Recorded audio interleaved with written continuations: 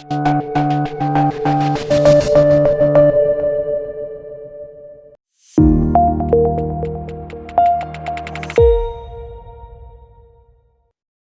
everyone. This is Nail Shabazz, the head of marketing. And today we have the spectacular Mr. Mubarak with us as the guest. He is the CEO and founder of Frida.NFT, a pioneering and innovative blockchain technology reforming the charity industry to increase transparency, donation frequency, and donor incentive. How are you doing, Martin? Good. Thank you. Thank you for inviting me. My pleasure. Let's start with the basics. How did you get into the blockchain? How did you get fascinated about the blockchain industry? Well, I come from the beginnings of the internet as a developer back in the mid-1990s, and always been interested in the computer progress, interaction with human life. And in 2009, I started to look at Bitcoin and the power of the blockchain technology. So I was fascinated by it. And since then, I've been working on it, studying it, learning more about it. Did you know about blockchain back in 2009 when Satoshi Nakamoto started you read the first white paper then? I think it was a white paper. It was a white paper, that's correct. Yes, and I did back in 2009. Did you get goosebumps? Actually, it was quite of an eye-opening. More than that. Okay.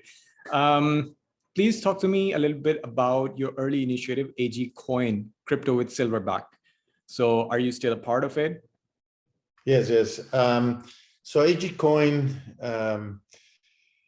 it's a asset-backed cryptocurrency, right? And a lot of people have a hard time still grasping the concept of just having a code that represents the value, right? And where that code is actually stored, or how is the blockchain technology works. So I figured if I can give them a asset behind, they will have a better beginning of understanding, how cryptocurrencies work. And I mean, back in 2015, 2016, what we call today stable coins were not even, there was a lot of purists that said crypto should be just crypto and nothing behind it. But it evolved into stable coins today. How successful do you think was this idea, backing crypto with actual assets? I think it's a very successful venture. My venture, unfortunate because of the price of silver being such a low price in the market and being kind of manipulated, so it hasn't been that successful. Okay, and if the price of silver goes up, you think this will take wings, this will fly? Yes, absolutely. That's something I've been waiting for the last 12 years. So it's becoming always more difficult to believe that silver will get to the real values. I mean, again, today, an ounce of silver hovers between $18 and $20 an ounce. Well, if you buy a dinner, you spend more than $20 in a dinner, so it makes no sense that the price of silver will be this low. Interesting. Tell me about Frida.NFT. How did you come about this idea? Frida.NFT comes from the idea of, in a way, just getting away from the traditional way of selling a painting, right? I learned last year in 2022 that one of Frida's artwork was auctioned in New York, and it hit record sales of almost $36 million. I think it was 35.9, something like that. So, but I look at what these auction houses and these galleries charge, the commissions that they charge for these types of sales. So I thought, okay, there's got to be a better way to do this. And that's where the idea came from. It was just trying to find a better way to monetize the value of this painting. To basically, sorry, go ahead. Yeah, I mean, from this point, from my point of view, if I'm going to pay commissions to a very high network, very valuable company, why not giving that to charity? Right. Can you explain a little bit how exactly does this work? How does it go to charity? So what's the process like? Yeah, so when someone buys an NFT, 30% of the purchase price will go into a selected amount of charities. And then every time, the way we wrote the smart contract, every time that NFT gets traded, it will continuously be given to these charities directly. Right. And do they transfer cryptocurrency or which currency to the charities? Cryptocurrency. So they'll have to have a wallet, and then it will be transferred to them in cryptocurrency. Right. All right. Fantasmones sinisteros. I'm not sure if I pronounced that right. The painting which has entered the metaverse is a collection of 10,000 NFTs. Are these generative NFTs? Yes. So, I mean, we haven't sold 10,000, but yeah, they are already there to be purchased. You have physical studio to build and mint these NFTs, or right now, are you outsourcing? No, we have a studio where we already have this process. When I was visiting your website, I saw Frida.NFT leveraging the power of blockchain, facilitating the charity industry. Can you shed some more light on this, the charity part? Like, can people add more charities? Should charities contact you if they want to be enlisted? Mention their wallet. How can they actually grow this? Okay, so I chose some of the charities I chose are related to some of the problems a couple of my kids have medically, problems that they were born with it. So one of them is the Bladder Extrophy Association, and the other one is the Cruise Zone Association in Florida. The other charities that I want to give to it is a museum of Frida Kahlo in Mexico City, and the Institute of Arts in Mexico, also INVA. I have also looked into a charity that to give to children with autism, and this is going to be growing. This is an evolving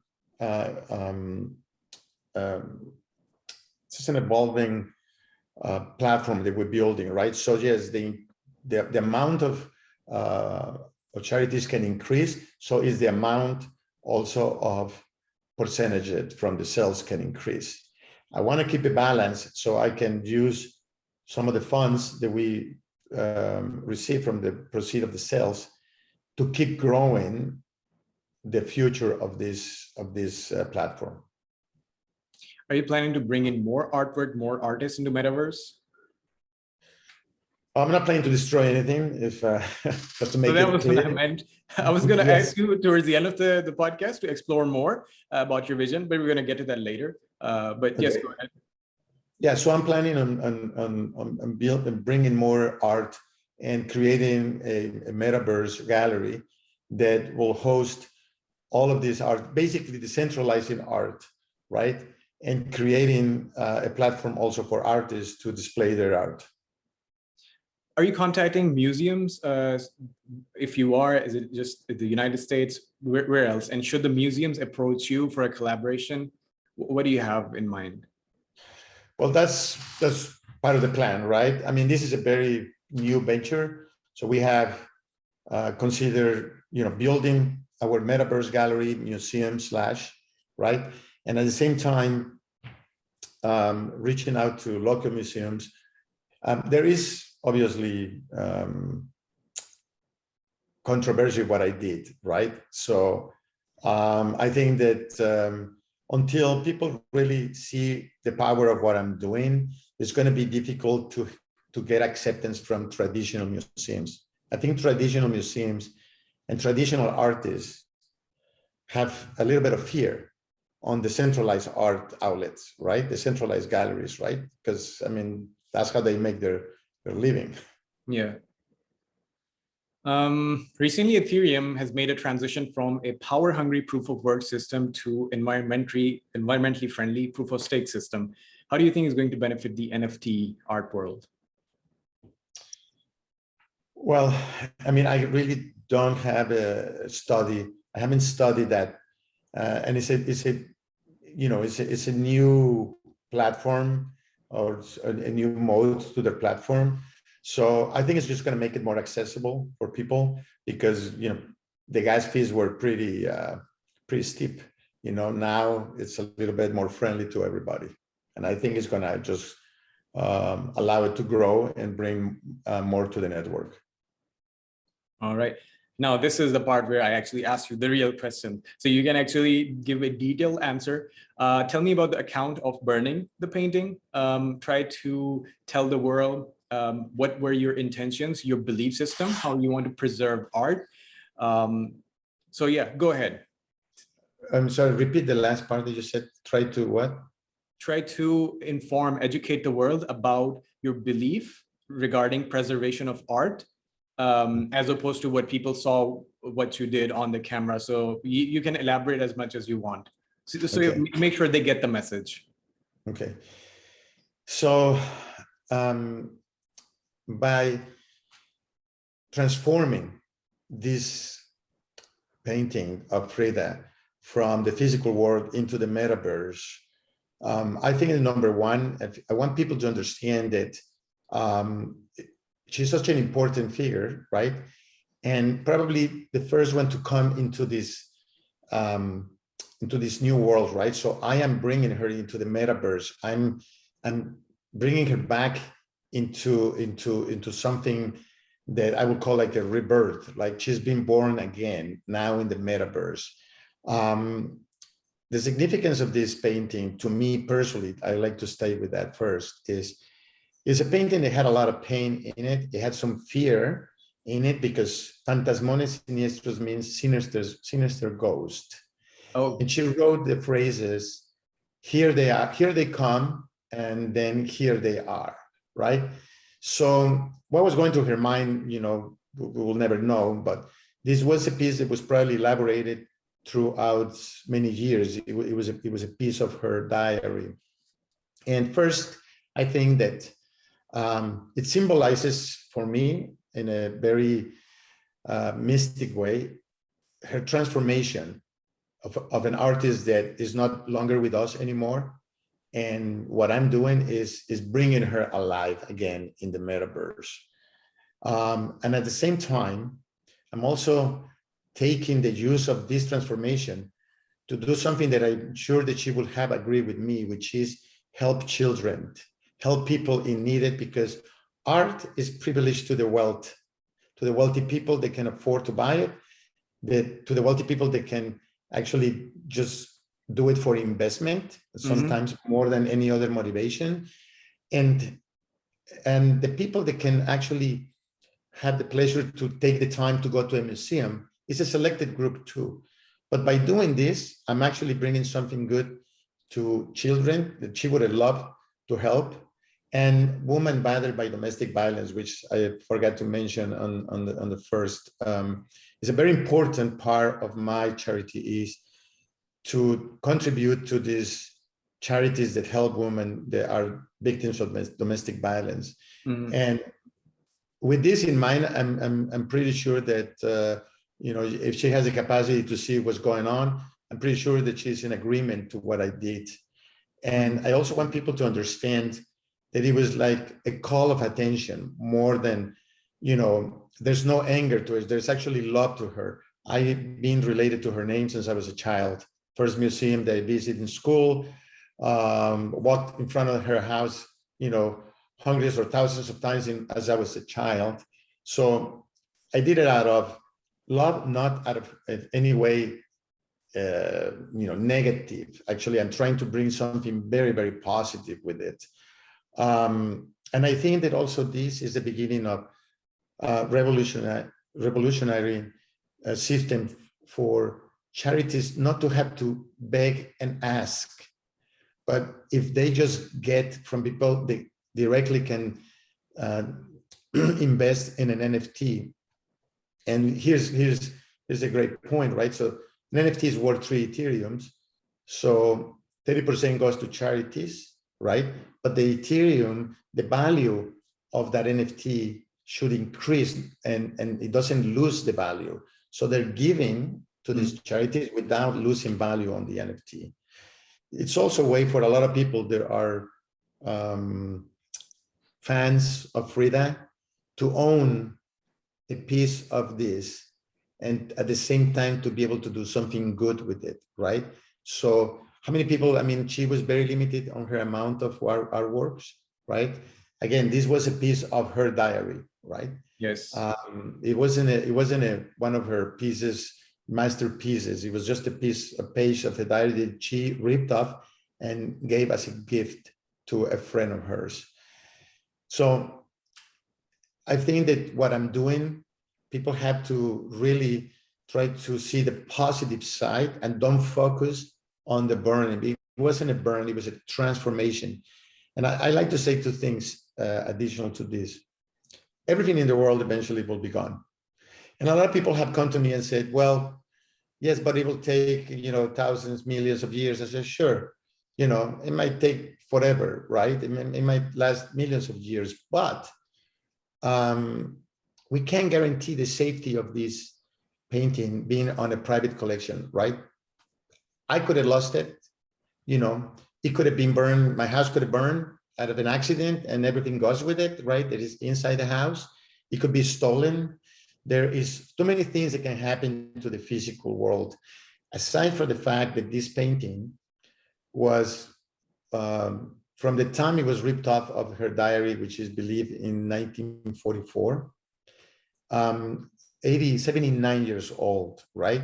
That let's add to the time where that book or that diary was purchased. I believe it was her father who purchased that diary and gave it to her. So let's add another 10 years to that, right? So this is almost 100-year piece of paper that was decaying, no matter what. I mean, I had it on a safe. In the past, people had it, on whatever frame. I had it on a frame on a safe. But this was very, very fragile because of just the fact that this is very natural fibers from back then. Today we have, paper that can last longer because it has synthetic fibers in it, but this was no synthetic fibers on it. So, but what I did actually, I took a really high quality image capturing every color, every detail, better than the human eye can capture it. And I'm putting it up there. At least I have safeguard to this. That image is not going to deteriorate any longer on the metaverse. My comment to that would be there are different ways to show love. And I understand that was your way of the way you've phrased it, a transformation. So I understand. My question is, since this event, how many, when was this, by the way? 30th of July. Right. So since then, you must have talked to a lot of people, maybe podcasts, maybe in person, summits and all. Do people more agree with you more, or they're like, no, there was just like a sentimental value attached to that actual artwork? So how do they respond generally? Well, I think that I have, I would like to say I have a 65% to 70% positive. Once I tell people, listen, this could put a smile in thousands of childs, but let's just assume that puts a smile on one child. By the benefit, they can change his quality of life or anything, Is it worth it? Will you change this for that, right? Well, a lot of people say, yes, sure. There are other ways. You can ask for money, there are ways to, but there is not enough charity in the world today to take care of all the people needed. I mean, millions of kids are dying every day just from hunger. So people argue with me, there are other ways to do it. Sure, there are other ways to do it. Well, you know what? I got an attention from the world on this one. And I hope that they can see how much can be done or needs to be done, right? But in general, I think that once people talk to me and they understand from where I come from, and that I'm not up there to burn the rest of the art of the world and digitize it, but it was just a way to get an attention so people can hear me, right? Because today social media is very powerful, right? But I mean, look around, the biggest influencers, what is the core of these big, huge influencers, right? Some of them, to me, are empty in value. And what I'm trying to create is actually get the attention to the world to say, well, wow, I'm not the one doing it. I'm doing it on her honor. And everybody can contribute to this. And that is, decentralizing the giving, decentralizing art, and decentralizing the giving. And, this could grow to any potential that people are willing to contribute to it. And by the way, 100% transparent, because we're using the blockchain technology. So there's no hiding anything here. Perfect. I'm going to agree with you on this part that Frida might have agreed with what you did. She cared more about children than her diary. That's what I believe. And second, it's definitely going to help the metaverse adoption of it. If you're actually talking about the economy in metaverse and how it's actually supposed to help people instead of a big corporate trying to monopolize it. I don't know if I've made that simplify the statement or not, but anyways, I'm glad that you're talking to people, and it's good to know that people, more than half, respond to you positively. They see your point. But anyways, what if a museum bans you? Would you be angry at that? If you they say, oh, you're not allowed to enter this to a museum?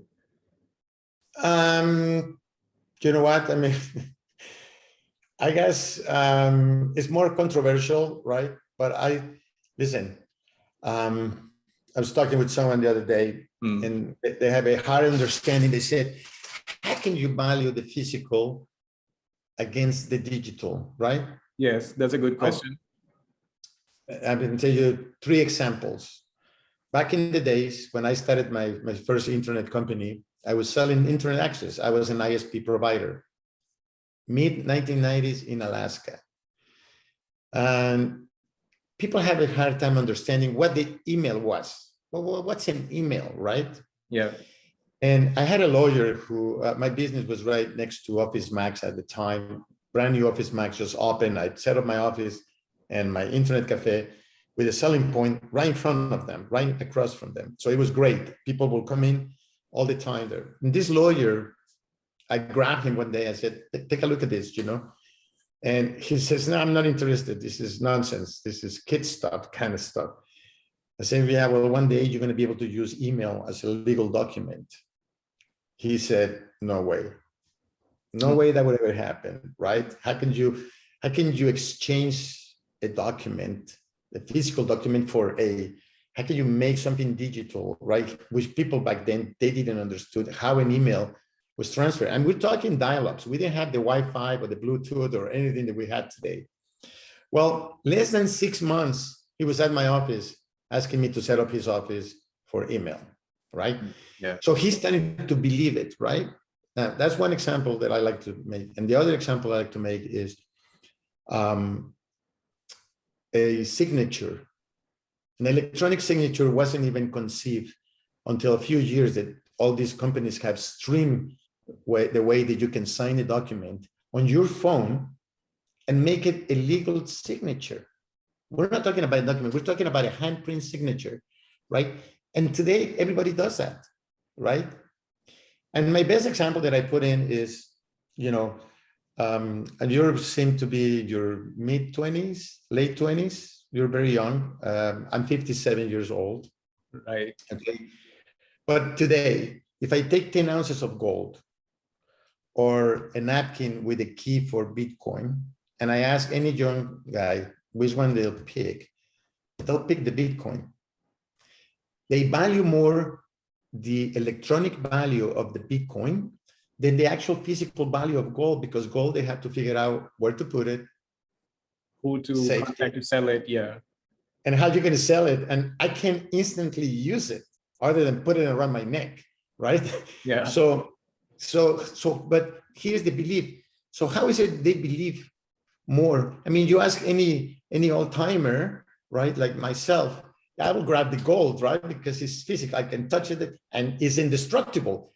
It won't corrode, it won't deteriorate. It can be in the bottom of the ocean for thousands of years and it won't disappear. It will still be there, right? And how is it possible that today we trust more that digital Bitcoin than the actual physical value of gold?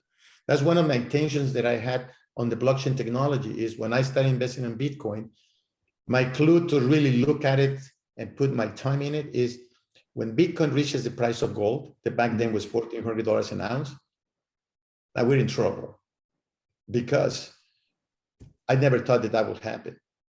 And it did happen, and it just got to the price of gold. It doubled and tripled, and it went up to 60 times the price of gold at $60,000. I mean, almost 60 times the price of gold when it went. I mean, it's how can we explain that? Yeah. Right. Today, your phone is your life. That means digitally your life is here. You got your pictures. Every picture, you take pictures of your documents and you save them. Your passport will be very soon just a picture on a document on your phone. Right.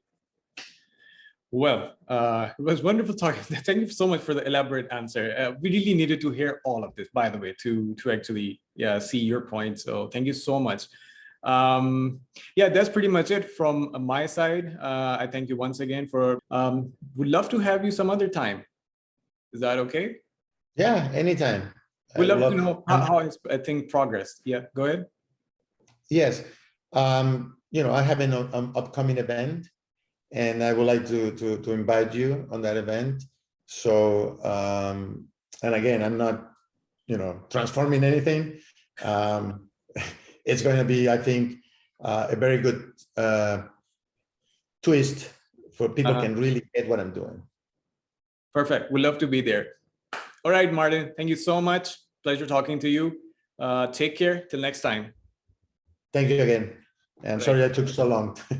No, I'm glad you did, by the way.